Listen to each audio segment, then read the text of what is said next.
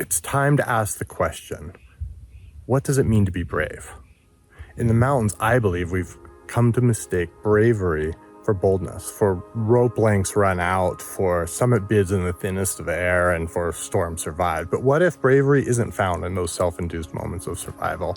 What if real bravery is something quieter? In this episode of Voice of the Mountains, Melissa Arnot-Reid and I attempt to explore a deeper kind of courage, the kind that doesn't shout and the kind that doesn't need a headline, the kind that asks you to sit with fear, with your shortcomings, and to keep showing up anyway. And we talk about fear, but not the clean kind, the corrosive kind, the kind that seeps in when you're alone, the kind we pretend doesn't exist because we've been told that bravery is the absence of fear. And Melissa helps us to reframe all of that. Melissa is one of the most accomplished American mountain guides of her generation. She has climbed Everest 6 times, she has summited without supplemental oxygen, and successfully forged a path of her own in one of the most male-dominated arenas in the world. But when I dug deeper into who she has become because of these experiences, I realized that her story is not about her achievements. Her story is about transmuting the accomplishments and those external validations into tangible self-worth, self-belief, and empowerment to be her best while not confusing competence with belonging. Melissa has crafted a different definition of bravery. Bravery as agency, bravery as choosing to act anyway, bravery as being comfortable with vulnerability, and bravery as acceptance, and bravery as being the very seed and source of our resilience. If the summit is just a moment and the descent is the rest of your life, then bravery, perhaps, is what guides us home. My name is Steve House, and this is Voice of the Mountains.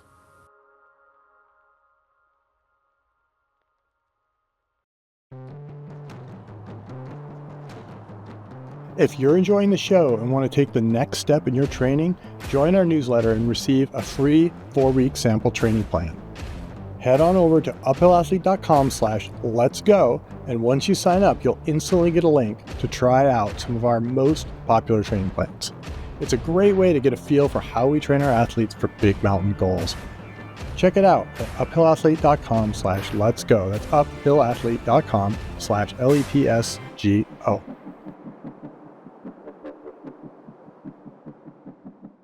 I want to start by saying that I really was looking forward to having you in this part of this discussion that we've been having in Voice of the Mountains, because one of the things that I really look up to you for is that you have been part of, not just you, but part of a movement, I would say, that has been creating or redefining a new archetype around mountain leadership specifically, and maybe leadership more generally, and defining it more in terms of resilience and inclusivity and humility and reflection. And that kind of is very much aligned with what Uphill Athlete is all about, right? It's about the becoming.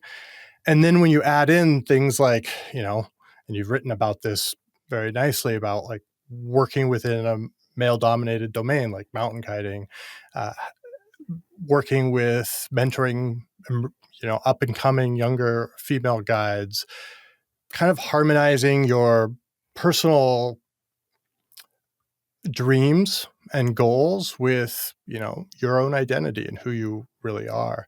And I think that I feel very strongly that this is the new mountaineering, the new mountain sports, the new voice that is emerging.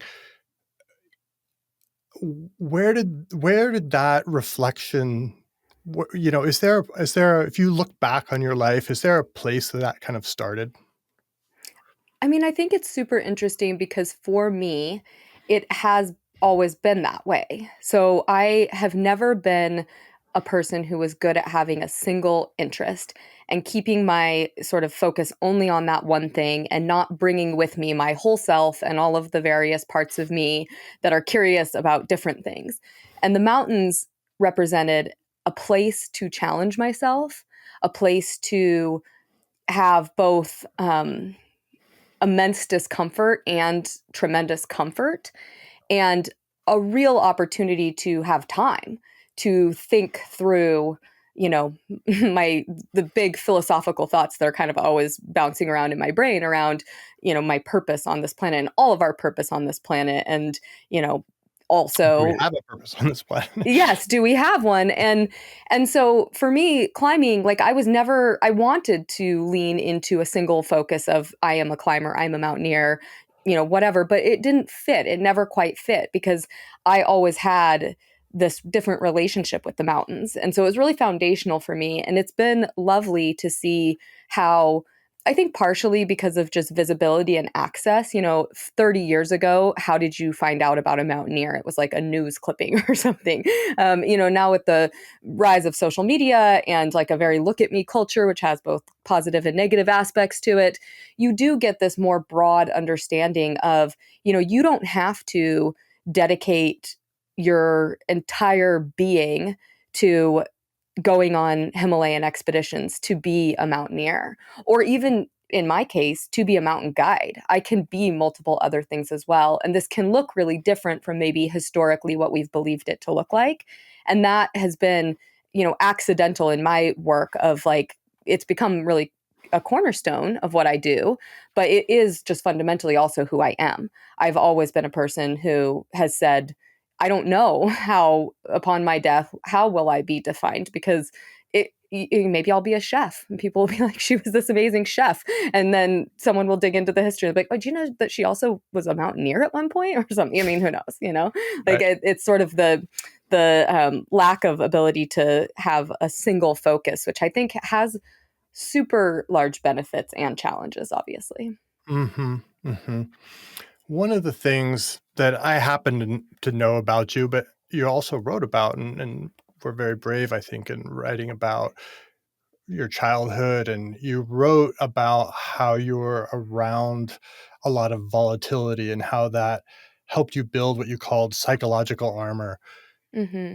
How did that, tell us about that? How did you become that resilient child that was around that instability, but managed to come out of it in a positive way? I mean, that can that can go both Mm. ways for people, right? Like that Yeah. can crush people and it can turn into a superpower. What was that Yeah. I experience mean, like for you as a kid? it's interesting because I think that depending on which way you look at my life, you could argue that it had some really negative consequences, and just because I am conventionally successful in that, by societal standards, I have an achievement Chiron under my name or something to say that I somehow turned this really challenging circumstance into something positive. And it is also true, I did, but it's also really intertwined with personal negativity. So for me, one of the really foundational things looking back that I can understand is that I had a really confusing sense of relationships with power from my birth, as far back as I can remember, and both power with women and power with men. And and power is a weird thing to say when you're thinking about a child, because it's like you think about a power struggle with a toddler, but it was actually quite a lot deeper than that. It was this idea of your right to exist, which is sort of a power of its own. And foundationally, I didn't have this idea that I didn't have a right to exist, but I had a very serious question about, am I deserving of existence? And so that was in on my interior self, really caused a tremendous amount of conflict. And then I was looking at as far as I could possibly see as a child, which is essentially right in front of you, to your immediate surroundings, to your family, and then if you have school and support structure, maybe to that. And I could see that there was something consistent going on around me in that volatility. And it was that it wasn't uniquely mine. In my family structure, Mm. I wasn't the only person that was experiencing this type of challenge. And so somehow, really early on, I understood, and didn't fully ever accept even now, but I understood, like, this isn't my stuff. Like, this isn't about me. And so I can get out of this. And also it looked like an impossibly long road as a teenager. Like, I'm never going to get out of this. It feels like 2 years feels like a true eternity when you're 15 or 13. But I really had this idea, like, this isn't mine, and this is going to give me a specific skill set that will come in use in my life. And I had this understanding as a kid that I didn't have a lot of choices around challenging circumstances that I was going to find myself in.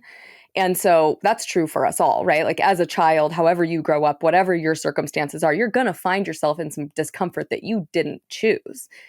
And for me, I really leaned into that as this opportunity to practice being really uncomfortable and still somehow staying afloat. And it didn't always work. And I think it goes back to that idea of like that multi-focus, like I was both present in my world, even as a very small child, and deeply lost in my mind, sort of thinking about the pontification of the universe and the purpose and what it all means. You paint a picture for our audience and for me about what that was really like, something that you experienced as a child that you can share? Yeah. So my mother had a lot of interior challenges, and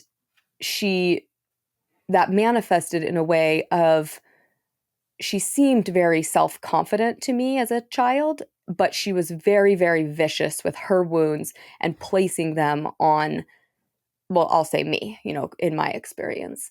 And so how that might look is something that she felt really insecure about, such as the security of her place in our family, like whether my father loved her and was going to stay committed to her. She would assign that to me and threaten my knowingness around the love in my family, and assign like, you are so bad that nobody is going to love you, including your father.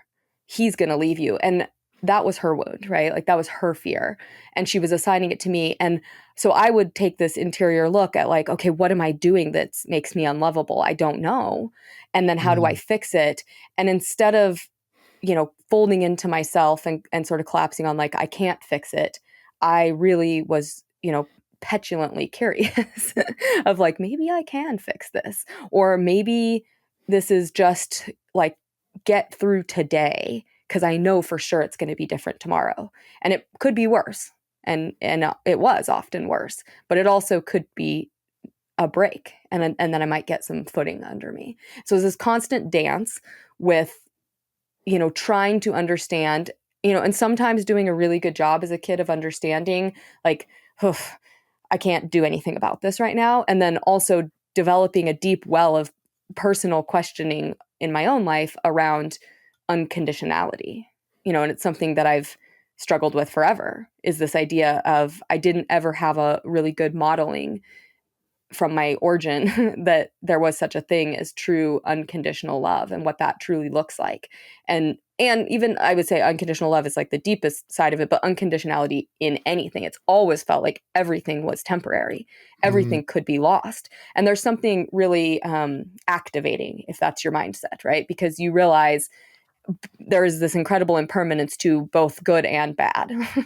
And that's the upside of that, right? Is that I could see that the bad was also impermanent. Yeah.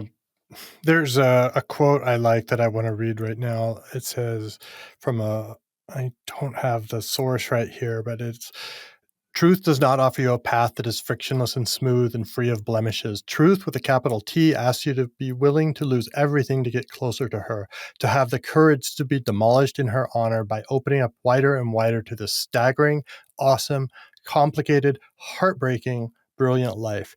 To bear witness to what is joyful, but also to what is painful with the same curiosity, respect, and love, because we live in a world of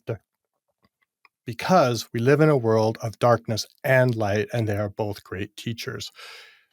This quote has been one, it's so handy for me because that is the theme for me around this season of Voice of the Mountains. And you just like really, really dug into it eloquently there.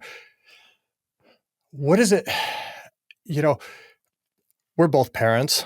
You have two children. I have two children. Our children are actually some pretty similar ages, kind of elementary school, pre-elementary school, and they are forming their identities. They are starting to understand what you said, the conditionality. Like, am I loved because I am doing, I don't know, my homework or cleaning up my room or those kinds of things. So how does this experience that you've had and this processing that you've done translate into your present day role as a mother?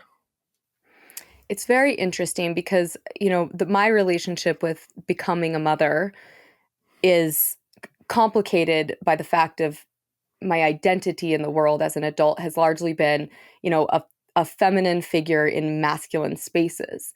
And mothering societally is seen as a soft skill. Mm, And I had long been fearful of becoming a mother, not because I didn't want children or to mother. I deeply, deeply did. I knew that that was something that was vital to experience in some capacity in my life. But I was so afraid that I already had to put on such a facade to seem strong enough to be, for me to perceive that my peers see me as an equal, though of course that's never happened. It never is going to happen. It's a different animal altogether. But I really feared that if I leaned into this mothering, it would be a soft season, as I have thought of it. And it has been a soft season, but not in the way that I anticipated at all. And it's been one of the most incredible experiences to witness. For me, my firstborn is a girl, is a daughter.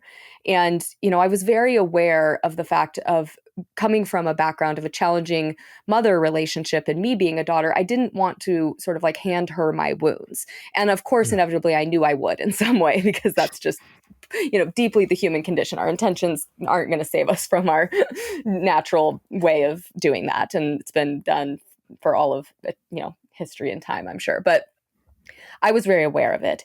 Yeah. And But what awareness ended up, is the first step, I would say, right? Like in yeah, changing the pattern. Like, yeah. I mean, oh, hopefully, right? It's like, again, I'm certain the wounds that my daughter is going to have from being in my family are going to be so far different from the ones that I had from being in my family of origin. And um, I don't, people have asked, like, do you have more perspective or respect for the plight of your own mother in becoming a mother? And yes and no, because my mother had a really challenging origin as well.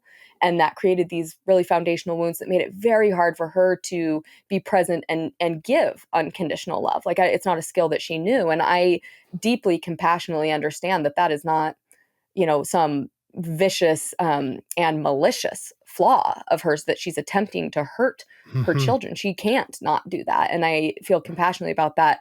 But I also was exposed to a really challenging set of circumstances. And I have created, I can say with great certainty, this container around my family where it's quite certain that the love is very reliable. And it's one of the really coolest things that happened for me was when my daughter was about 2. And I had always heard through my therapeutic process, how much of my interior voice was the voice of my parents. And I resisted that at first. And I was like, no, it's not. And then I realized that, like, both good and bad, anytime that like my interior voice would rise, I'm like, wait, that is the voice of my parents for sure. And it didn't hit until I saw my daughter, carrying this one of those like inflatable bouncing cow things that you sit on as a toddler. And she wanted to take it upstairs and she was talking to the cow and she was saying, come on, cow. Kaya, my daughter's Kaya. And she said, Kaya, like, you're so strong. You're so brave. You got this, Kaya. You can do this.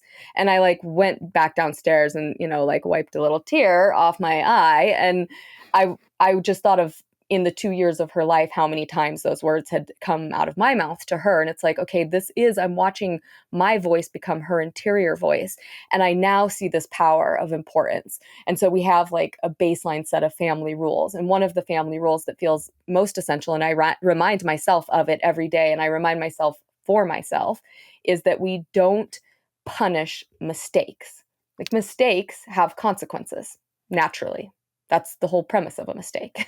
There is a consequence. We don't punish mistakes. And so we're free to make those mistakes.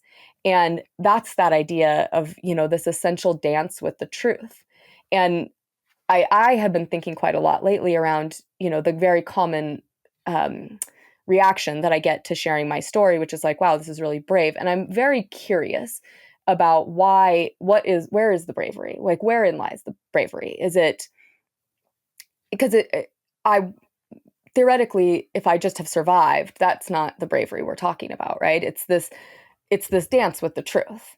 And it's something that is really, really scary, because no matter what your background is and who you are, mistakes are scary. And the truth contains in it a lot of personal mistakes. And again, mistakes have consequences, but I really want to live in a life where there's not punishment. And I want to create that environment for my kids. And that's how I'm like viscerally experiencing this life of, little people who I see as my teachers. And, I really am here to try to learn from them and create hopefully a container of learning for them as well to, make them happy humans in a society that lacks happiness. I mean, you have some pretty good direct evidence that you are doing exactly that. So congratulations. Yeah. I mean, that's amazing, first of all. And second of all, I wish that for all of us, right, that we can have that kind of level of self-talk. And it's really hard. Can we just say that it's really, really hard to do that? I don't have it, like personally, what I wish for. And also it's somewhat, I think, like personality dependent, because my sweet, tender, sensitive son, who is almost 3, my voice to him is the same, right? If I say like, buddy, you're so strong, you got this, he will always say to me, Mama, I'm not strong. And it's like, he has this like, or he'll say like, I not brave, Mama, I not brave. And I would say, like, depending on how you're quantifying bravery, he has a different constitution of bravery than my daughter does, like inside of who he is. And so it's also caused me to have to like push the pause button and say, parent the person in front of me. I don't have a parenting method. I try to remember to wake up and look at the kid in front of me and remember that we're all like phenomenally dynamic beings and becoming and unbecoming constantly, all of us, no matter, if we think this is our first time here or many times here, like there's a tremendous amount of unbecoming in the becoming. And I just have to try to look at it for what it is. But, it's really hard. That's like a high, lofty, don't anybody mistake the way I'm talking about my parenting as though it's not like, I also am regularly told that my snappers are coming out too much, and like, feeding my kids Cheetos on a Wednesday night because that's all that they will eat. So there's lots of imperfection in the pursuit of perfection, for sure, in all aspects of life. And I'm going to share a spoiler, as my kids are just a little older than yours, is what I experienced. Don't tell me. Yeah, earmuffs. I've used this word brave a lot too with my boys. And now, they're like, Francie's almost 10. And he asked me pretty recently, like, Daddy, what does brave mean? Like, he didn't really understand. Like, I've used the word for now he's like, 8 what are you years, talking 9 about? years. Yeah. So he's like, if I really think about it, I don't know exactly what that means. Well, what does it mean to you? Because I have been engaging so deeply with this concept of bravery lately, because I've been hearing it, and it doesn't feel hollow, but it feels, I'm curious. I'm curious, what does that mean in context, of course, but like, what does bravery mean to you? Yeah, it's a great question. I want to reflect it back to you. And because one of the things I want to explore with you today is this idea of fear, because bravery is a antidote in many ways, I would say, to fear. Yeah. And fear is a theme in, your thinking, your writing, has been in my thinking and writing as well. It's been a frequent theme on this podcast. It's people in the uphill athlete community are doing scary things almost by definition, whether it's running the first, 10K or 50K or going to climb Denali or whatever it is. These are all, things that are scary for people. And how do you model this? Or first of all, maybe I should ask, how has that, and you share this in your book a little bit, but like, how has fear and your self-talk around fear kind of started out? How did it start out for you? Mm-hmm. When you were, I'm going back to like when you're a teenager Mm-hmm. in Montana, and sort of starting to have these ideas of really getting out of that area and getting out of that situation. I mean, that's already bravery in a lot of ways, and there's a lot of fear. You didn't know how the world worked. It was big. It was immense. You were small. Yeah. How did that work? Well, so it's really interesting. So, um, if the idea of bravery is like to be courageous, so I think about what courage is, and Mhm. courage is the idea of not being deterred by pain or fear. That is never, so on one level, quite actually, I was not deterred in so much that whether I felt pain or fear, I continued forward, right? But I actually think it's quite like complicatedly different where I was deterred. the like I was detoured, I'll say, instead of deterred, maybe, by pain and fear. And so when I talk about it in my book. I went through the experience just like a, pretty average, challenging early childhood time of like a complicated relationship with a parent. Lots of people have experienced that. Mine was not like enormously exceptional in any way. I talk Yeah, very about my own specifics. It was my sure. experience, but it wasn't, enormously exceptional or abusive or, anything else. It was fine. And it laid this groundwork of a truly, really terrible, very exceptional experience that I had when I was right at the precipice of becoming a young woman at 11 years old, where a predatory adult took advantage of me in a multitude of ways and took advantage of me physically, and then also, quite possibly more harmfully, created an environment where my parents were arrested at my I can't say my responsibility because it's really complex, and I talk about the complexity of it in the book and what happened. But um and I lost everything around the foundational aspect of even the unconditional love that I had of my origin family.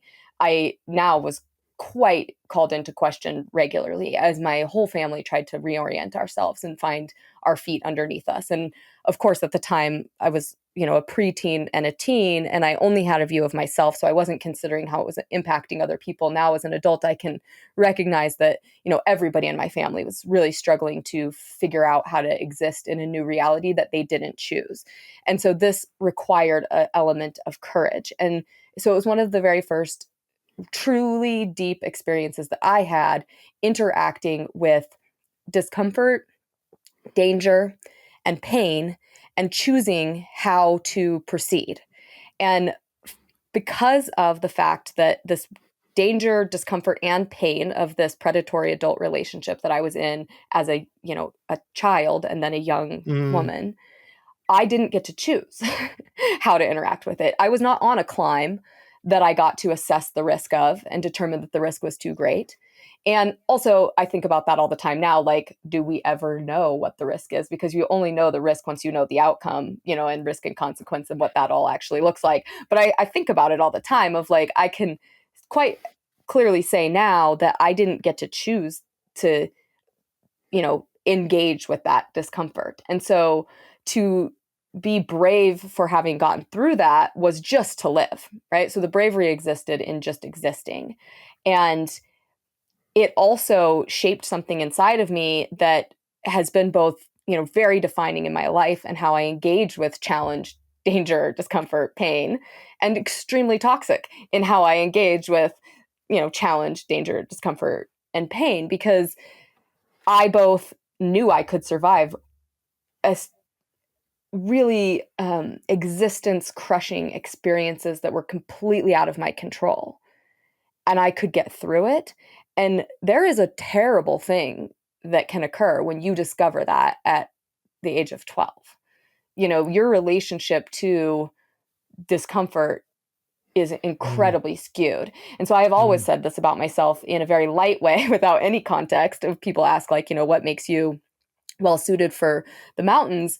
because I'm just, physiologically average. I don't have like some exceptional, single skill. I have to try really hard to be good at any specific activity, sport, or discipline.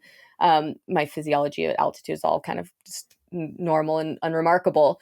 But I've always said, like, I have a really soft touch on the dial between discomfort and danger. And that's not true. I mean, it is true, but it's also a toxic manifestation of experiencing such intense discomfort that I actually have a very unhealthy relationship with danger and discomfort. And I will justify types of danger as discomfort because it is a soothing feeling to my own past to say, look, that wasn't true danger. That was just discomfort. I was just uncomfortable. It's like, well, actually, what is danger? Like, what is the consequence we're trying to avoid? If it's only death, if that's the only thing that we're quantifying as danger, that's a very narrow window. And guess what? You're not avoiding it. So like, that danger doesn't quite work for the avoidance of death because it is coming for you. And so it's really complicated, now it's like you can see the rabbit holes that exist within my brain in this topic. Yeah. And not just yours. Like, I think everybody that is out there doing things that have a significant amount of risk, because as you say, you don't actually know the risk, you only know the outcome. So you only know the risk in hindsight. And so in mountaineering and in climbing and in alpinism, I think we often make it very binary, as you put it, in the sense of, did I live or die? And that is a gross oversimplification and ignores the fact that we're one day going to die. So in a way, it's a false win, if you will. You're just not going to die that day or today. And I think that, Reinhold Messner talks about, in some of his early books, about becoming what he called a creature of the wall. And I always loved that phrase because for me, like, I viscerally understood that because I experienced that in my own climbing. And it was like, I got to a point where, at various times, not just like one day, but like many times throughout my climbing, including as a very young climber, where I was just like completely comfortable with what was going on around me, and I was sort of relaxed, and that's what he was talking about, right? I was stones were falling, and there was like death was flying, potential death was flying all around me, and I was just like, yeah, eating my sandwich, having a sip, drink of tea, like I'm safe because I've got this little 30-centimeter roof of rock over my head, and I can just like tuck in here. And same thing happens to people in war zones when they've and in other traumatic situations, we find these ways to sort of exist within that. I want to come back to the definition. So I have a very specific definition of bravery, and I would define it as the ability to act or find agency in spite of, or or because of, or with fear. I think that this is how I talk about it with my kids. Like if I take my boys climbing, we do very easy climbs. They don't know anything about my climbing, right? Like I haven't told them anything yet. They're going to find out someday, and I don't care. But the only thing they know is I tell them that Daddy is a mountain guide, because that's the only way they frankly listen to me. But when I talk to them, when they say, Daddy, I'm scared. Yeah. My initial reaction, what I used to do, is like try to remove the fear and like wrap them up in a blanket of safety of some kind. And now I realize, like, oh, that's just creating this need on their part for me to come over and like solve the problem. That's like, I can't do, like, that's a dead end, right? I can't always be there to solve their problem. So now, they say, Daddy, I'm scared. And I say, that's good. You're scared because this is dangerous. And what action can you do next? What can you do? Can you step over to there? Can you reach that hole? Can you clip into that anchor? Those kinds of things. And I like this discussion that comes out of this with my kids much better than what I was doing previously, where I would just grab the sling from their harness and clip them into the anchor myself, Right. and then tell them they were safe and show them all the ways they're safe. That was what I used to do. And now I'm really trying to be like, oh, wait, I need to teach them how to have agency and how to take action and how to break down the problem and get through it in a positive, constructive way. Well, And what's interesting is your concept of bravery is really intertwined with the end evolution, which is resilience, right? And so you see bravery in that really specific definition as the formation of resilience, and I think that is totally correct. I mean, that is the exact, very action and result oriented way to think about this really like loose concept that's hard to pin down because it is so subjective to the situation and whatever. It's not so fixed and finite. And that's really beautiful. And I think that I love because, I've personally interacted with like resilience is my goal, and resilience, it's my goal for my children and it's my goal for myself. And resilience is really difficult to create in comfort because we have to, it's the knowingness that you can get through this moment, and it's again, like we're taking out the, binary fact of like death and life is the end result. I don't know that is the end result, but like that end goal. right. But this idea of, and it's funny because with my daughter, I watched it happen too, where it was like, what is I'm so brave? And like, what is my goal for her? And we used to talk about it because she's like a really metaphorically driven thinker. And she would come up with like different examples of how she was thinking about something I was trying to teach her. And this idea she would talk about when she was a little bit smaller, like around 4, when she was really starting to ride her bike on a lot more varied terrain with more consequences. And we would go down the driveway and she said like, it's so hard to miss all of these bumps. I can't do it. It's just too small of an area. And I was like, girl, your goal is not to miss the bumps. Your goal is to figure out how to get down the driveway, hit the bumps, and not let it end your ride. You might fall off. You might figure out how to get over the bump and be like a little uncomfortable for a moment. And she says it to me all the time of when we're having a tricky situation. She's like, this is just the bumps. We just got to get over the bumps. And it's like, I'm probably teaching my daughter how to like speak in cliche, which is a very correct thing of a mountaineer's child to do. But it is really beautiful to this idea of like, our goal is not to win. Our goal is not to, whatever that is. It is just to build this ability to hit the bumps and not try to, fix it. Like, is it cliche or is it just a useful metaphor? I mean, I think cliche is a useful metaphor. I think that's the beauty of it. Yeah. That's why it's a cliche for a reason. When you have talked about fear, and specifically when you were writing about, I don't want to spoil anything for your future readers, but after there was an accident involving a crevasse, and you talked a lot about fear and how that, and I've experienced this at various times in my own mountaineering journey, like been involved in some situation that I didn't choose to be a part of, as you put it. And then you're there and it's terrible. It's absolutely horrible. It's the worst. And you have a lot of fear at the time. And, there's different types of fear. Like what we've been talking about, I think, is kind of the nice clarifying fear. Like, oh, I'm scared of that, so I'm going to avoid it, or I'm scared of that, so I'm going to take this action. But there's also a corrosive fear. Like there's a fear that has like resentment in it. Like I didn't choose this. Like I didn't choose to be put in this situation.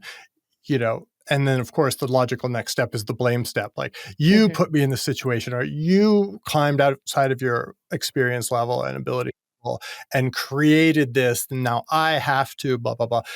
And this framing, while super easy and super common and appears to have a very, based in logic, right? If then kind of logic. How can we as a community start to distinguish between fear and experience and trauma that is constructive, that is helpful, that is a starting point for growth, versus the kind that causes resentment. All the not just resentment, but like actually kind of, I want to say hatred, like almost like really strong, deep, like F you kind of, strong feelings. It's interesting because just as you're describing this, and I can think about those, very more amoebic types of fear that have, not just instantaneous consequences and outcomes, and then you take it, reflect on it, and move on in your world. But it is this idea of, I don't think you're even aware when that's happening, like the blame and the resentment and the hatred. And when I was reflecting and deciding what stories of my life to share and put into this book, that I wanted to have a really specific narrative journey, I tried to write in the voice of who I was at that time, and it was really incredibly both informative and cringy and all of the things, and also healing, to go back to the voice that I carried inside of me at that moment when I was experiencing those types of fear, and my reaction to it was, yes, to blame, to defend, because I think that this idea of agency, which is potentially, like, on a very big level, somewhat of a fallacy, that there is individual agency in moments, but like, I don't know, there's a lot of interaction with things we're not choosing that is just a very essential part. Yeah, I think that agency is a really very sexy concept to be attracted to, this idea that, and autonomy, and I think it's I can speak for myself, it's what drove me in the mountains, because I had this sense of very clear feeling in my, it was a feeling that I could point to, and I could show it to you, of my agency, my choosing, my actions result in this. And also at the same time, like, a bazillion other things are playing into this, including nature. And it's one of the things that's always felt so alluring to me about nature, is this dichotomy of, you get to have choice, agency, and autonomy, and you are interacting with a being that is completely dynamic, and you get no notification of what's coming. And so that's where the fallacy kind of starts. And I think of that in, that replicates in all relationships that we have, in all spaces that we exist in, no matter who or where you are, you have that experience going on. And it's probably like the ego versus, actuality of what we believe we are controlling. And I think that, so that relationship with fear specifically, where you have this resentful reaction to fear occurring, is very ego driven. It's fear as failure. It's this concept that's societally, I think, we've ingested for a really long time. And I think it was a function of surviving, not even surviving, it was a function of sending people into war. And so that they would feel noble.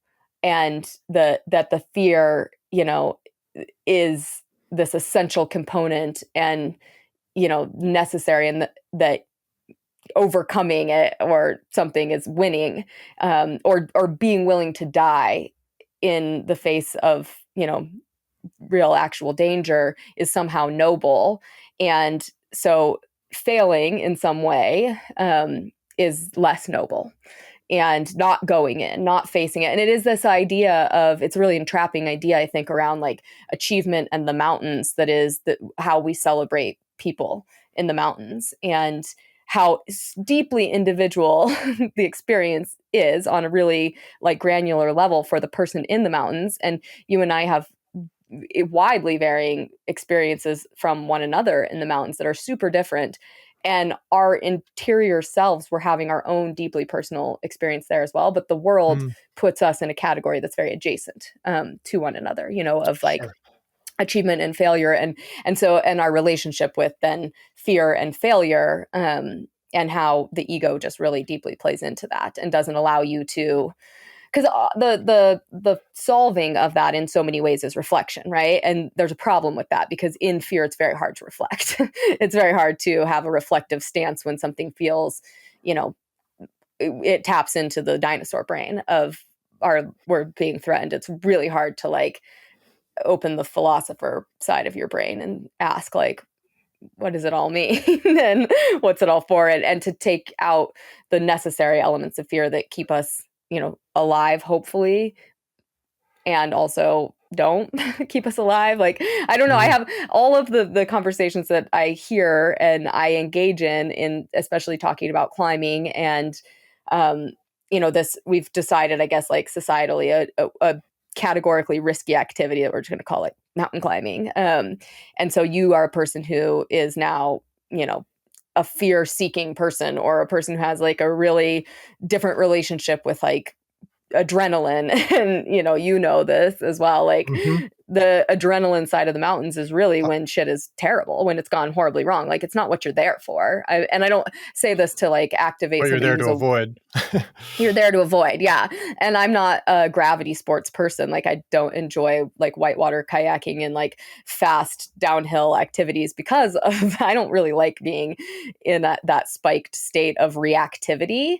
I like being in a really slow meditative state of reactivity, which is like, I want to walk a 360-degree, full dimensional view around every choice and experience that I've ever had and that I ever will, and analyze it. And, speed doesn't allow for that. And that's sort of like that fear relationship though, too, is that, it doesn't allow for you, when you're in that state of fear, it doesn't allow for you to analyze what that actually is or what your motivations are, and how you interact with it. So I think it's, generally speaking, like, also I want to acknowledge, we are talking in a way that does fall into some of the traps of, especially as climbing as a sport, all disciplines of climbing has risen in usership.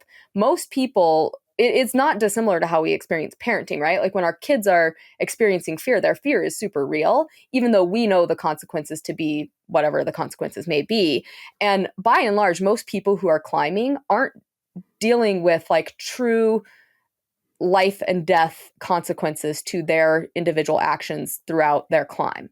Can that be different? It can, obviously. Sure. But, we extrapolate these stories of like things going wrong, and we look at that really closely. And I think it's it's soothing to ourselves. And this as a person who's experienced, the consequences of being in the mountains and things going differently than you thought they would, and really having to confront all of the complex feelings that go into that, and then how the world engages with your story as like a salve to their own decision making in the future, to prevent themselves from experiencing that fear, pain, risk, which who knows that we can. I want to go back to something you said and started us down this rabbit hole a little bit, because I stopped you when you started to say, well, we have agency, but then so I think of this agency and then the other stuff. I think of it as deterministic and probabilistic. Like the deterministic is what you can make choices around.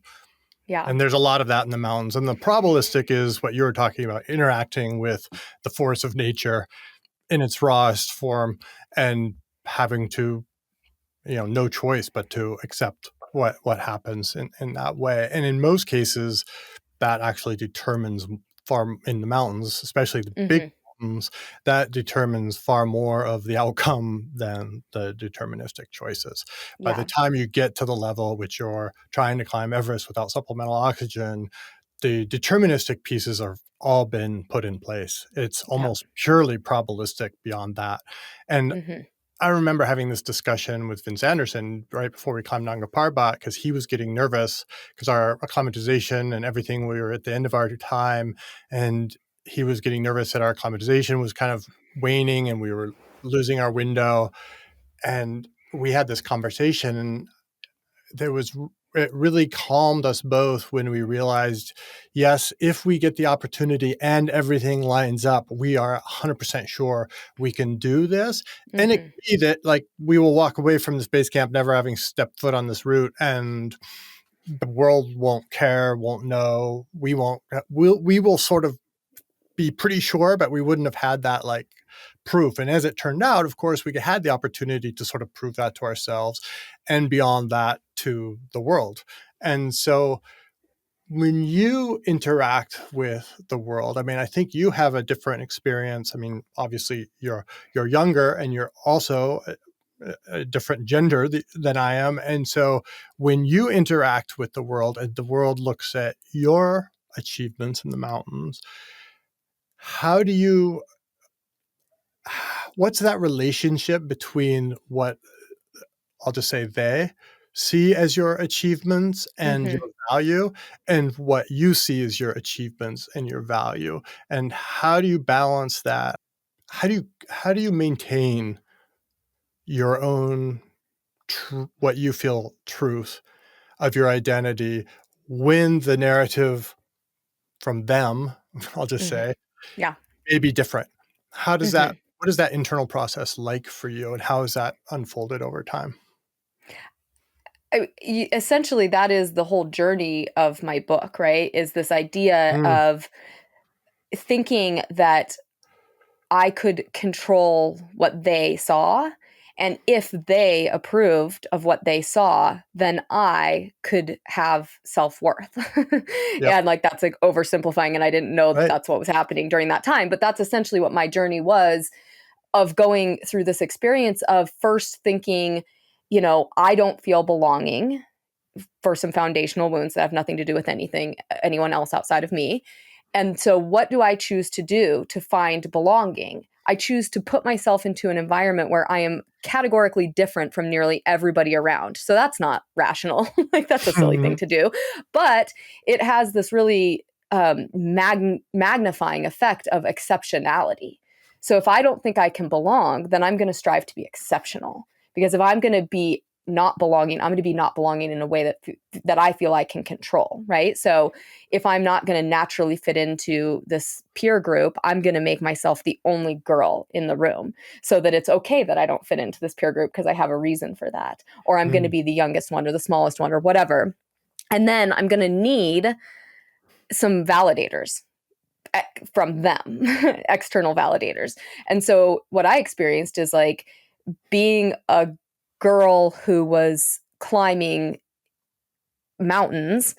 I was, already kind of that exceptionality was existing, but I didn't have any validators. So I needed the validators. So then I pursued, leadership roles. So I want to be a guide. So now I have this automatic validator, but then it just created a whole new environment that I don't belong in. And now I need more of a validator and another one. And so then I'm going to go and I'm going to be 23 years old and I'm going to go and not just summit Everest, but I'm going to guide Everest as like one of very few women who had ever guided Everest at that point in time. And I'm going to reap the rewards of the validation of them. And I'm going to also slowly determine that it doesn't change at all what the interior way I see me is, right? Like I still am in need of, I want belonging. And so I'm pursuing exceptionality and validation instead. So I'm using achievement as a form of acceptance. And, I have come to learn in my life that does not work. It does not work for anybody. It doesn't work at all. It is a extreme difference in intrinsic and exterior motivations, right? I think it's okay to pursue achievement and to bask in the glow of that. I think that's totally fine, but it doesn't fundamentally change who you are internally. And it is really hard for it to change your view of yourself internally. So that is why I ended up on this journey where, I summited Everest and immediately, before I even was like back at base camp, I had this idea of that's not enough. Like I need to come back because there's one other woman who's ever guided multiple seasons on Everest. Like I need to be that woman. I need to meld myself with this exceptionality to prove my belonging. And then when I came back, that still wasn't enough. And now I need to do this in a way that no one else is doing it who's like me, because that will prove my exceptionality. And then I would hear the things of like, you're not a real climber, or she's just getting work because she's cute young girl, because she is exceptional in the outlier space but she's not a real climber. And mm, so then it's just adding, it's this like, it's its mountain of its own that it creates outside when I'm waiting for them to tell me that it's enough. I will always be able to find, including to this day, people who will tell me that it's not enough. And if I choose to listen to that, I will forever be in pursuit of belonging through achievement, and it can't work. And so my journey and my evolution was that I really did think, like, if I can summit Everest without oxygen, without supplemental oxygen, nobody will be able to say that I am not a climber and that I am Can't not a take that mountaineer. away from me anymore. Yeah, and guess what? Like within days of doing it, a friend of ours, a peer of ours, said to me, like, I believe that you did this, but you realize no one's going to believe that you did this because you did this alone with a single climbing partner who is your boyfriend. And like, it's just, it seems sketchy that you've tried to do this all these years. And I've read between the lines of that. I'm like, you don't believe that I did this. Like, you don't believe that this happened, and it doesn't matter. Like, I can't. And fortunately for me, I had already begun, I was an infant in that, but I'd begun this journey of understanding that I couldn't achieve this really big, exceptional thing until I started to heal that interior side of myself that understood that my worth innately is not attached to my achievement. And achievement can feel good, and validation can feel really good, but it's just a feeling. It's not who I fundamentally am. And so that has been my journey with, quite on the interior side of how I relate to what they think of me versus who I am. And I've just recently gone through the craziest experience with that because I decided to do the thing that scared me the most, which was tell them all of the ways that I had tried to trick them into thinking I was something I wasn't over the years. And I decided to not just tell you the story of, what was going on for me in my space, but to tell you what I did to try to make you see me differently and be really honest and be, all the things that made me afraid in those years that I couldn't show you who I really was, because if you found out who I really was, you would then know that I wasn't deserving and that I wasn't a real climber and that I wasn't deserving of being here. I hadn't, all of my insecurities, I sort of had to like unveil. And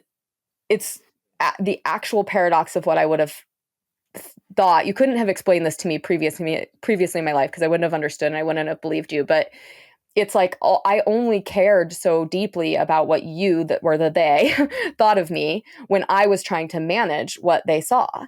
And now I've like really stopped managing what they see on some level. Of course, I'm always going to just be a human who's like wants to be perceived in certain ways and spaces. But I've like disarmed the big barrier that I was holding, or the big, facade that I was upholding. I let that down. And weirdly, I care far less like what what they think. Like when I just heard that somebody that I deeply respect had said something really unkind about my place in mountaineering history, and the worth of it, or the worthiness of it. And it hurt, but it also, I understood it differently. Like it didn't cause me to think like, well, I need to now go, back and climb Everest again without oxygen to prove that like I'm the only female ever to do it twice. Like who cares? It's not going to change anything from my little view in the world. And it has a far greater propensity to make me feed the seed of self-hatred and lack of self-forgiveness than it does self-love. And there's that weird, again, that like paradox of when you're trying to live for what they see, like it really will be the water on the seeds of insecurity in your own self. And you won't get the chance to like take a pause and actually appreciate who you really are in all of its complex and deeply flawed ways. There's so much I want to go into there. No, it's wonderful, and you speak so eloquently about these ideas, and I want to think about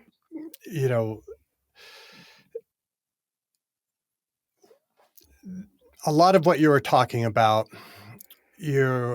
Can you tell us maybe a story where something like that shows an example where there's a sort of subtle balance, right, that you're talking about between, we're talking about our peers or them, between like a microaggression, let's call it. I Mm-hmm. think that's the current phrase, versus something that, can be something. A microaggression, a challenge, can be something that builds like resilience and kind of hardens you, and you're like, so like, oh yeah, you wait, watch this kind of a thing, versus it be, and that becoming what you're talking about is sort of, I would characterize as a quiet self-betrayal, because you're like, and how those things go hand in hand sometimes. And one of the things that there's this balance between you getting to a point as a human where, their opinions don't matter so much to you anymore, and B, where your self-worth is internal. And then it goes back to what we started with, which is this idea that we don't have to earn love, or that we don't have Mm-hmm. to Yeah. qualify for it, that whether your self-love or your love of your family or your love in the community is a given, is a constant, is something that's just there. And I think that so many times, I'm thinking about myself, but also many of our listeners have perpetrated microaggression, I would call it, Mm-hmm. and not really given it any thought, right? Yeah. Like, and I fall victim to this all the time, because it's like a reaction. Like, I have a feeling, and I'm going to let this person know what my feeling is, without really thinking about like the impact and how that lands, and what that, I can have that too, and I can be empathetic, but I'm more of an empathetic person in hindsight, right? Like, oh yeah, I guess, I have a hard time like doing it in the moment. And there's so much of that. And it's not just in mountaineering, right? It's in the world. It's throughout the world we live in. It's in human condition almost. So where is that? Where can you tell us like a story, I think, actually, of one of these aggressions, micro or macro, that, and how that unfolded? Well, and I'll tell you, first, like to zoom out for me, I became aware of this idea that the thing that I really disliked that could be really harmful for my interior voice and my interior sense of self was, that them doubting me.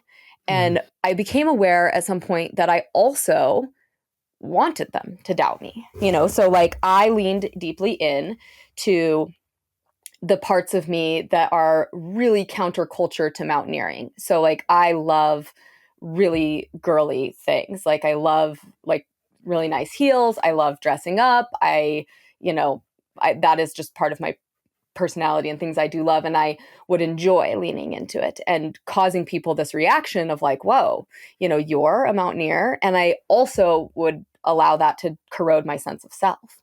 And I realized at some point that it had something to do more with like who was saying it, because, and I had this conversation with my husband at one point where I said like the very sentence you can say to me, which is, you don't look like a mountaineer. I like giggle at. I'm like, I know, it's so fun, and we like laugh about it and like go about our lives. And then, this most likely, middle-aged male that I'm sitting next to on an airplane, and it's like, oh, what do you do for work? And I'm like, I'm a mountain guide. And he's like, oh, like you drive the bus around and take people on tours. And I'm like, no, I do glacier mountaineering, like climbing peaks such as Everest. Oh, have you ever gone to Everest? Oh, yes. Ever gone to the top? Yes, all the way 6 times. Oh, well, and he's like, you don't look like a mountaineer. And it fills me with anger. And it's all this context of like the intention behind it, but I'm interpreting the intention behind it. And I used to be far more sensitive to my interpretation of the intention behind it, right? Of like, you're trying to cut me down by saying, you're trying to exclude me in a negative way rather than uphold my exceptionality, as I was saying before. And so that is back to this idea of resilience. And so those are bumps that I'm hitting. And the new way that I have, over the last really almost 10 years, like practiced interacting with that is with a far more resilient interior being, which is that I can like in that moment laugh or feel, because I'm a human who's like deeply sensitive as well, and people's opinions of me can feel crushing, but I remember that it's an opportunity to practice my resilience, and it's an opportunity to let it crush me and feel that crushingness, and also remember that it is not who I am. It is just another person's opinion out there about me. And I understand it because I am an opinionated person about others. Like I live my life with an eye of judgment, and it's something I'm always sort of like trying to be more aware of and try to, make sure that I'm engaging with that judgmental eye with kindness, and or in a healthy way that is the range of complexity that I have. But so that's like the very macro side of how I've experienced them. And I just have so many endless examples of the microaggression experience of being unintentional. It's not unintentional. It's like almost, it's whatever's just right between conscious and subconsciously, treated in a really specific way. And so what that would look like in my earlier days of guiding is, as I started to climb more peaks and have more of a resume that was sort of like, I didn't have to tell you my resume because now my resume was leading in front of me. And I started to experience even more with my peers or people who were potential mentors of mine that I deeply respected. I started to interact in a way with them where it was like, oh, you guys, a good example is like a person who had a long history of working in the Himalayas and had, tremendous level of different experiences there. And after my second summit on Everest, and as I was planning this upcoming trip that I wanted to go to Makalu, which had always been like my dream mountain, they said to me like, Makalu, you've gotten really lucky on Everest, and you've been inside of the structure of like working as a guide and basically everything being done for you. And Makalu is nothing like that. And so you need more experience to do that. And I was like, but that's what I'm doing. Like I'm here, I'm getting more experience. And it was, I think like that, again, that space between conscious and subconscious, like, I don't think they were consciously trying to like cut me down and exclude me from this environment. But I think subconsciously they were, because we all live in such a delicate dance with our own exceptionality that if somebody else is doing what we do and we don't view them as worthy of it, then it crushes, our deservingness of being special. Because if someone else can just do what you do, and I think that's the current era. I mean, it's like a hard right turn with this thought, but like it's the problem with the sort of like armchair spectator Coliseum aspect of how we watch mountaineering in current day, and we decide who is deserving and undeserving of going to the summit.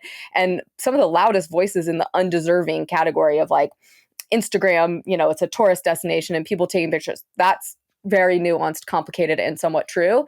But it also, the fundamental thing you're saying is like, it's taking value away from this thing you did.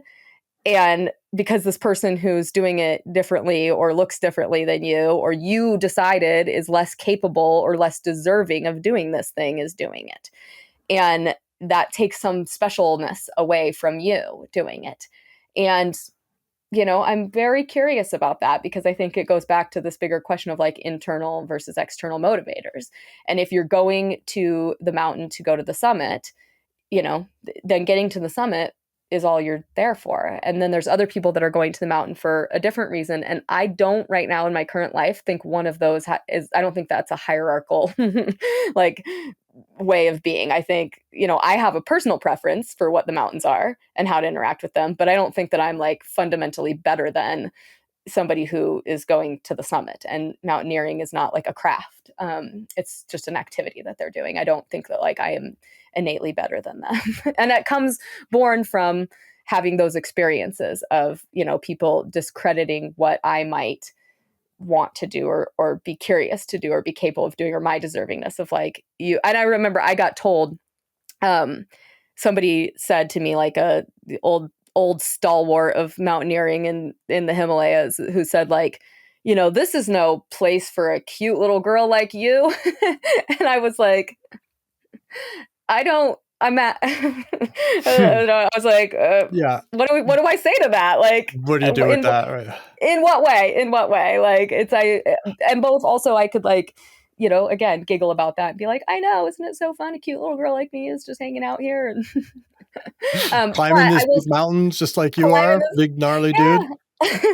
But I think that one of the things of, how that showed up for me is that I chose this pursuit of competence, right? So like I wanted to really have this like defense of look at me, even if I'm young, even if I've only been climbing for this amount of time, like I can do it to this level. Like my show is really tight. I'm gonna bring a level of competence in a special way, like my medical experience and skills. I'm gonna make sure that that's something that's always above what my peer who has more experience in another area might be able to bring. And that's my own, that's not for anyone else. That was for me. And that was for me to be able to sleep at night and look at this face in the mirror each day and say, even if I am here because somebody was celebrating my exceptionality only, I am doing the best job that I can do to be here. And so I feel really good about that. Like if whatever reason I'm here for, I know that I'm doing the best job I can be to be here. I'm not taking it for granted. I'm pursuing this craft in the way that feels correct for me and what I want to get out of this and how I want to interact with this place. And yeah, it's making me think of the winter that we were both in Smith Rock, the 7,212 years ago. And I had just been told probably that like if I was going to be taken seriously as a rock climber, and like you, I think probably were having some of the same,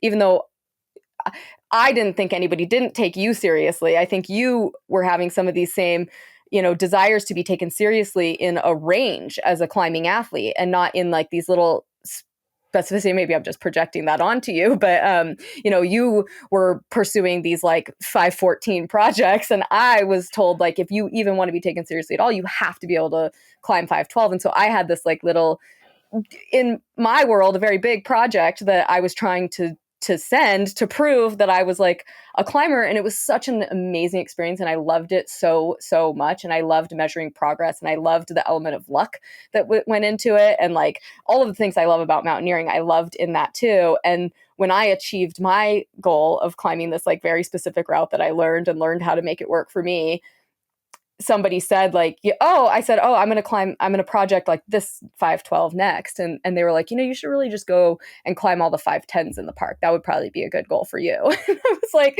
again, it was that realization that, I can't be doing this for them because the them isn't going to, I don't have any control of how they're going to see my, worth and belonging. Mm. And I mean, you may be projecting, but you're also projecting well because, it's not that. So that was really interesting for me. Yeah. One of the things that I want to dig into a little bit here with you is this, and you touched on it earlier, but in the mountains, we frequently come in contact with grief, loss, and we also frequently go to the mountains to heal from grief and loss. We go to other places as well. So what do you think it is that is unique or maybe helpful, maybe it doesn't have to be unique, about being in the mountains that helps us process and we never fully, I have a theory that we never really actually heal. I don't like that word. I think we just adapt. I think a scar, but scar has a very negative connotation. I think it could also, we need a word for scar that has a positive connotation. I think about scars a lot, and I think about how the process of reflecting internally, and I do a lot of this reflection in the mountains, it's how we discover what is a scar, which is, a mark of an injury that is healed, and what is a scab, which is a mark of something that is healing. And even though like the word scab is a yucky word, it's like, it's a beautiful thing. It's your body's own ability to protect itself while it's in the process of healing. And to me, the mountains so much are exactly that. They are this illuminator of what is a scar and what is a scab, and where we are in our process of, self repair, as it were, in whatever capacity that we can be. And I think that what's the draw for me that I've recognized over time is that it feels a little bit good to be in a place that provokes your vulnerability as a requisite part of being there. And there's far greater healing potential when you have a risk of being hurt again. It's this idea of like, you can heal from, we'll just say like a personal relationship, right? So where your heart is hurt, or you have like human betrayal, you can heal from that alone. But I can assure you that in re-engaging in a vulnerability with another human, with all of the fear that you carry with you of what, and the memory and the pain and the grief of what has happened, it's a far more comprehensive process when you're engaging in that same vulnerability. And so I think that how the mountains interact with us as these like incredible sanctuaries for our souls, they have the potential to elicit, yes, as you say really correctly, grief and pain and fear. And they also allow us to exist within that and know that we can survive, and I think that is the incredibly deeply healing power of being in an area that demands such vulnerability. Hmm. You had this beautiful line in your book that said, "The summit is a moment and the descent is the rest of your life." This idea of impermanence, I felt like, was one of those themes that you pulled, that thread that you pulled through your whole book, and it's been pulled through this conversation. How does that experience of impermanence in the mountains, where we have so many examples, right? Like the trail gets covered by snow, the glacier melts, the crevasse gets covered, the rope frays. There's all this sort of beauty in it. There's also this sort of, I'd say, melancholic longing, like things are changing, things are disappearing. How does this experience of impermanence sort of ripple through your life? I mean, I think that similar to what you just said, the most beautiful things are the things we can't contain and keep. And there's this, and I watch it in my children, right? Like this moment, like they want to hold, I mean, it's the first grade classroom taking the caterpillars and letting them become butterflies and letting the butterflies go and experiencing the pain of impermanence, but the beauty and the reward of witnessing something that go through a true metamorphosis and like getting to experience how the beauty is contained in the evolution and the lack of it being permanent. And I think about it on a way less poetic level of, I live in a town that you have lived in, and I have access to very limited food besides the food I make for myself. And I love food and I love making great food, but I also used to live in a town that had an amazing food culture, and I stopped appreciating really amazing food that was made for me with love and care by chefs and creativity because it was just available to me every day and I engaged with it every day and I didn't care anymore. And I just was noticing this week when I was in the city traveling, and I was like, I would far rather have this experience that I have now where I can barely ever have the thing and I savor it. And so I think that that's like a very unsophisticated example of that exact same feeling of what the mountains and this idea of beauty is actually in the impermanence of it. And it loses all of its, and I don't know, I guess I feel like unsatisfyingly, this to me is what the beauty of life is. And I sort of started out by saying that, like, all of the things that we will experience are impermanent, both the good and the bad. And there is such an immense anxiety in that, I guess, if you lean into that side of things in all ways, but this incredible value and this beauty on the unkeepability of this moment that you're in. And if you really stop and notice it, because all of us can do that right now.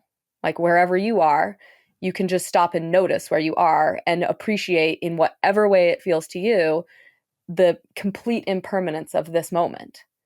You won't be able to be in this moment as this person the way you feel ever again. And that is what makes it special. And I think that I have gone to the mountains because it illustrates it in such a completely, illustrated and absolutely non-ignorable way, that the dynamicness of nature, and we have, like, as societies, really lost our rhythm of observing nature and observing the cycles of nature and how it plays into our brain cycles and thinking cycles. And I like being reconnected to that and remembering that it's not something to like grip tightly with resistance, but it's something to try to be in flow with, and that it's far more satisfying to be in flow with it. Yeah, and I can really relate to what you said about, being in a natural environment, and it does force you to slow down. It does force you to kind of connect with your thoughts, with your feelings, with your body in ways that, we have lots of distractions, let's just say, in the Yes. modern world, in ways to say disconnected from those things. Mm-hmm. And I think that that's very true. I had the great luxury or the great pleasure of traveling to London last week, one of my favorite cities in the world, and I was able to speak. I was asked to speak at a conference for startups, and it was really interesting to meet a bunch of these people and to talk to them both from the stage, but also in a bunch of conversations afterwards about risk, because I was speaking about grit and resilience. That was kind of the theme. And they came back to me like just totally blown away by, and I did tell some headliner stories that, played up the risk factor for sure, because, I wanted to please the audience. Yeah, what's there to do? Part of the job. But they were really gravitated towards that part of the story. And I kept saying to these guys, and these guys are like, a lot of the, and women, men and women, they're all in their 20s. And these are all funded founders of software startups. And they're, they've built companies in 2 years that are in some cases worth hundreds of millions of dollars. And they said to me, I said to them, like, yeah, but you're taking all this risk. And they're like, yeah, but if my company fails, I don't die. Like, if my company fails, I just go get a job or I start another company. Like, I'm all the risk in this is like with kind of other people's money. Like, this venture fund is giving me X number of dollars, and I have to get to a functioning product with traction and with customers before that amount of money wears out. And how many of those people I get determines how much money I get on the next round. And they sort of explained this game to me, and it makes sense, right? But I always kind of held them up on this pedestal, like, oh man, you're doing such a hard thing. You're taking so much risk. If this fails, it's going to take you down.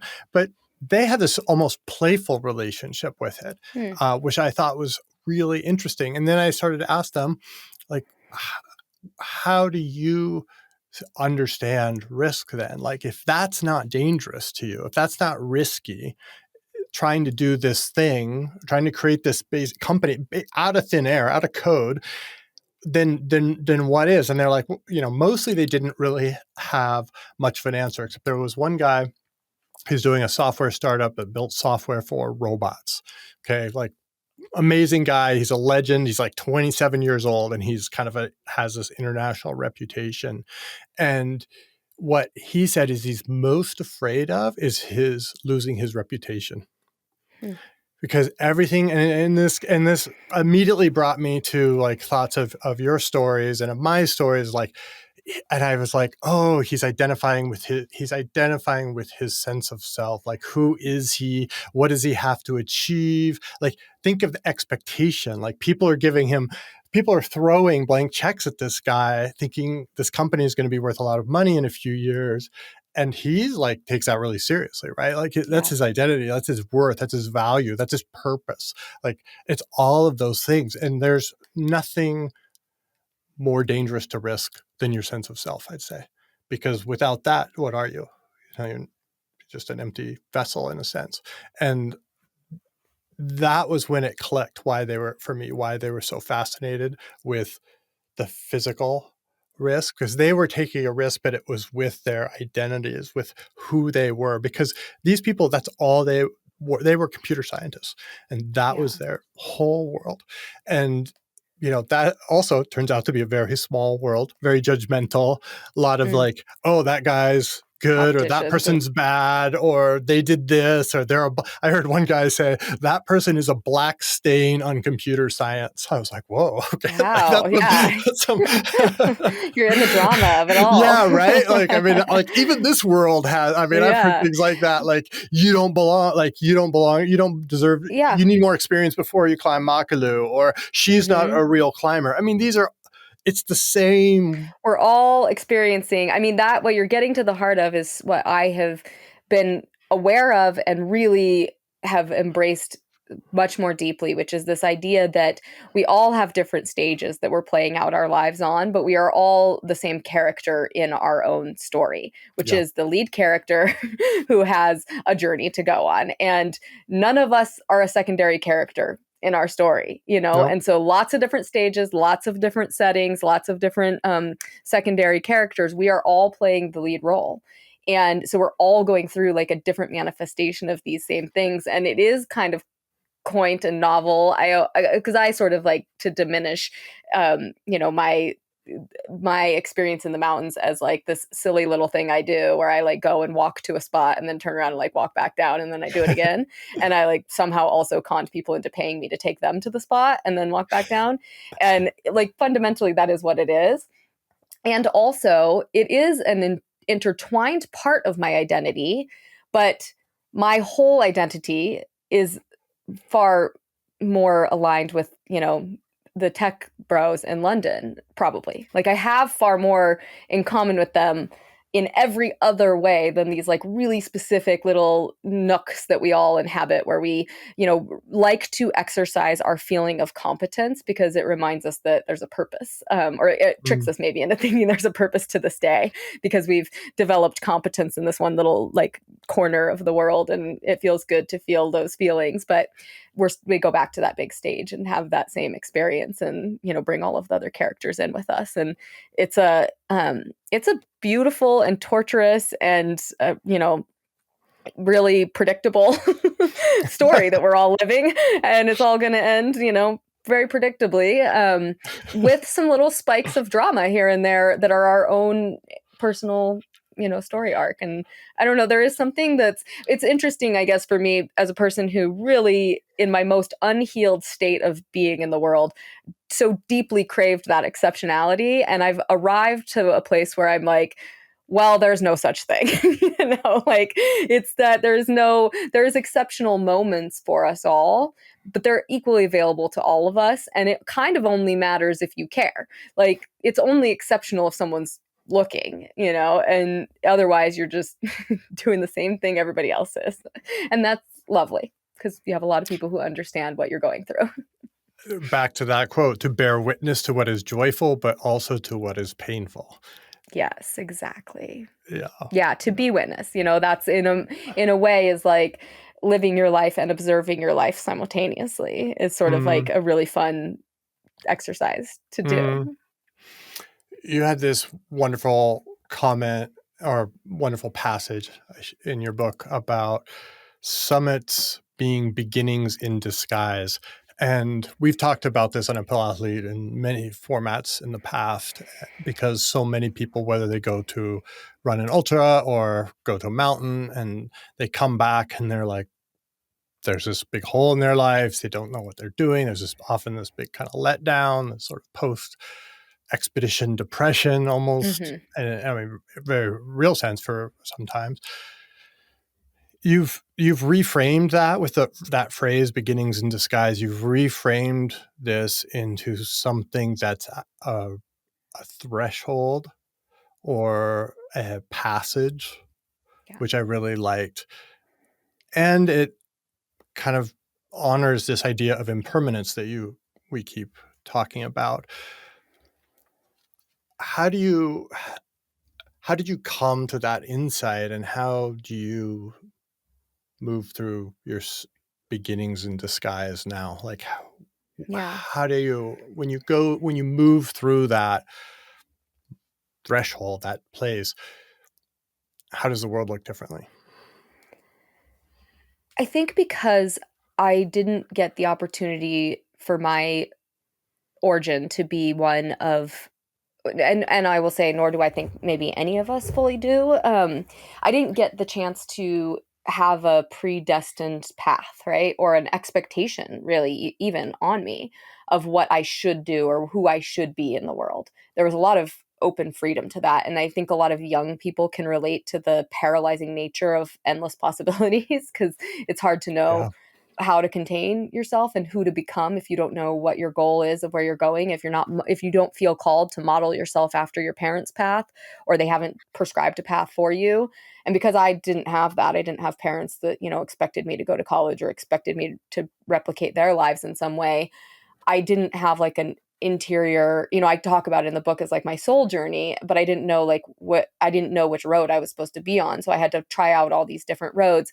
And what ended up happening for me in that process of really feeling completely unanchored into a path and a single direction of where I would go is I always was very reactive. And I think we tend to think of being reactive as a passive quality, as a beta quality, as something that's not a pursuit. You don't want to pursue to become a reactive person. I mean, there's a lot of different contexts of that word, but it is the frame of, beginnings in disguise. It's that if you don't see anything as a destination, then everything is a vantage point of where you're going. And so there isn't this arrival. There isn't this idea of when this, then that. That never happens. It never will. And so everything just becomes a vantage point to react and see where to go next. And that truly has been why I am where I am. I didn't start out with a prescription to become, Melissa in this room today. And I still am just reacting to what's in front of me and using this life and this moment and that summit and that experience and that failing and that pain as a vantage point to see where to go. Yeah. And that stage, that podium, Yes. Yeah. that Just look voice. around. And it's nice to see, like, I realized vantage points are very important to me. And, the metaphorical being in the, not even in the plains, but being in like a, rolling canopy of trees and standing below them is perhaps the most terrible place for me to be, metaphorically and actually, because it's impossible to know where I am and I have no clue where I want to go because I just really can't see out of this like, low shroud that should be easily overcomable, but is not. And I can't see where I am and where I am coming from and where I'm going. And, I just recently had that experience, which is why it's in my mind. But the metaphor of that is like, gosh, there's something I need to learn in that for sure. That like climbing out of it to see isn't always the way, like there's got to be some way to find a vantage point within it as well. That's a lovely little cone that you're leaving us with here. Yeah. I think that fundamentally that's why people climb mountains, is because it's obvious where the point is that they should go. Like Yeah, it's for defined. I sure. mean, there's a beautiful painting of a mountain right behind you and it has a clear peak. It's like that's it. That's where you gotta Hmm. go. There, we use that's why it's a metaphor in so many things. But the Yeah. rolling forest, as you put it, there's no like people aren't like going out in the forest being like, yeah, there's that one ponderosa pine at latitude 47 degree, Yeah. that we have to all go to. Like that doesn't Yep. happen, right? So Yeah. it's not creating that kind of magnetic light, that like the light that the moths come to the flame type light. Yeah. Hmm. Exactly. Melissa, how do you want to be remembered? I hope that in all the best and worst ways, the them, them close to me and those who know nothing personally of me will say curious, Hmm. I really hope that the impression that I've left in this life that I'm living is that I had questions, that I was curious, and far exceeding any single achievement that I may have, you know, gotten, Put on the achieved, board. done, put on the board. Yeah. You know, that it is just this like a life in pursuit of lots of curiosity. I hope that that's how somebody remembers me. That I had questions. And as you answer, I realize the fallacy of my question, because I'm by nature putting it in terms of them. It's sort of, it's a combination of how do you want, but it's implicit them to remember you. So I almost need to ask, like, how do you want to remember yourself? Although I personally don't think we could do that when we're gone. So, Yeah. Well, and I also, it's interesting because I am getting the really both fun and deeply unfun experience of getting to like receive people's feedback about my book, which is a book about my interior self. And it's sort of me trying to prescribe the legacy of how you might remember me. And I also fall prey to all of the natural traps of ego of like, I want people to, what I don't want is them to like encapsulate me in perfection, and I have, I think, highly effectively prevented that from occurring by sharing the complex nature of who I really am. And so that like already feels pretty good, because I'm like, okay, I like when somebody says something in feedback of my book of like how terrible I was, I'm like, good, I'm like glad you understood what I was trying to say. But then there's this other side of it, which is like, I want to be a mirror in all the things I've learned, that you can look at yourself and maybe just get one reflection that you didn't see before, that you don't have to go and cut yourself to bleed to learn. And I can't, right? Like we have to all live our own journey, but I gained tremendous growth and learning from witnessing others, and it's part of that judgmental aspect of me of like the voyeurism that I have on the world is a deep curiosity of avoidance of certain types of pain, or getting the opportunity to imagine what that would be in my life as well. And how it pertains to me, because we're all just like cruising around thinking about ourselves 99% of the time, and I am too, but it is kind of all goes back to that, just I think that what I have wanted more than anything, that I could not articulate because I didn't know that it's what I really wanted, but on my journey of trying to be known and climbing and trying to like be taken seriously, all I really wanted to do was be seen. I wanted a chance to show up and be seen as the complex human that I am. And I'm getting that right now. And so it doesn't, to go back to this concept of like the bravery of sharing our stories, it's like so much of sharing your story, whether it's a story you're creating about yourself or it's your actual fully flawed true story, it has to do with this deep desire that I think we all have to be seen, and then next understood. And it's it doesn't feel as brave as it feels liberating. And that's the idea of like, I guess I feel somewhat liberated from worrying about what my legacy is, that how the they sees the me that I am. Yeah, I love that. And one of the we talked about bravery and courage quite a bit, and one of the fundamental qualities of someone who is brave is someone who is vulnerable. And you've certainly achieved that in a positive way, and in a way that is meaningful, and as I said in the very beginning, kind of can recast and make people re-examine how we define things like success, how we define things such as leadership in the mountains, how do we define things as qualifications, and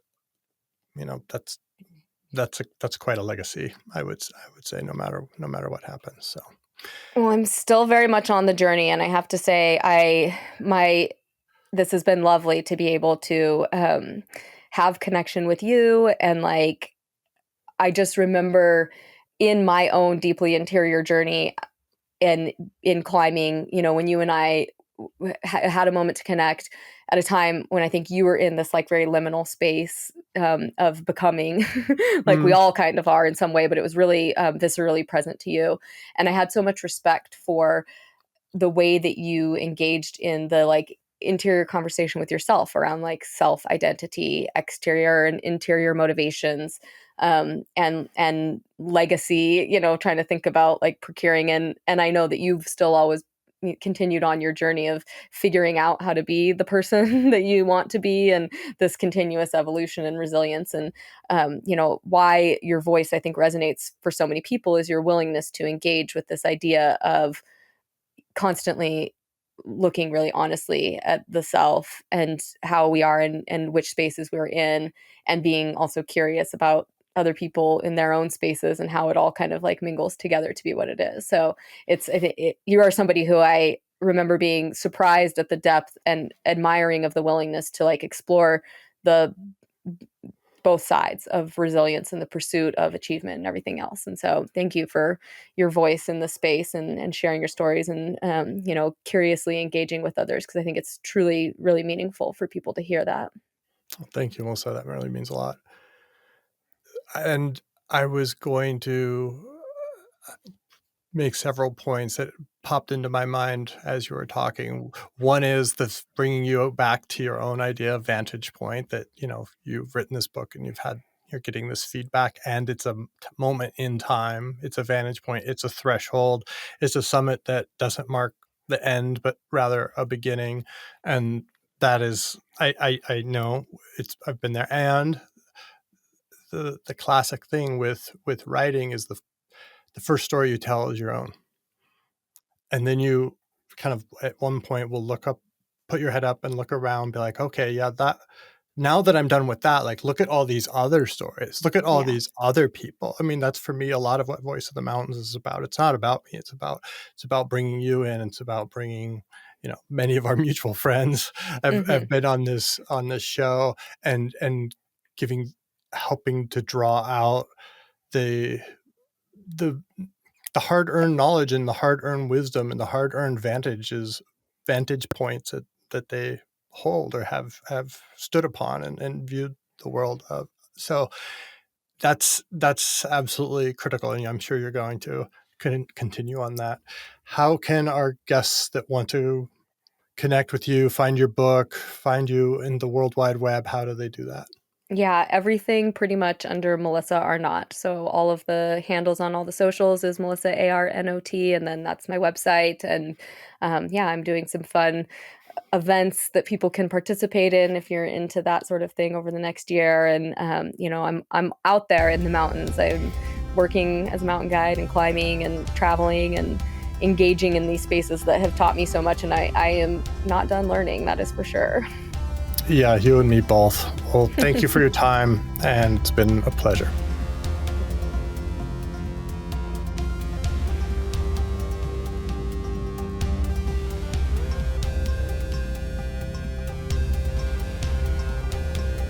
One of the most common questions I get is, how should I get started with training? Well, they say the first step is the hardest, so let's make that easy. We are offering free 4-week samples of our most popular training plans for mountaineering, trail running, climbing, and more. Go to uphillathlete.com/letsgo to sign up for our newsletter, and you will not only get monthly insights on training for uphill athletes, but you'll also get a sample training plan. It's totally free, so why wait? That's uphillathlete.com/letsgo.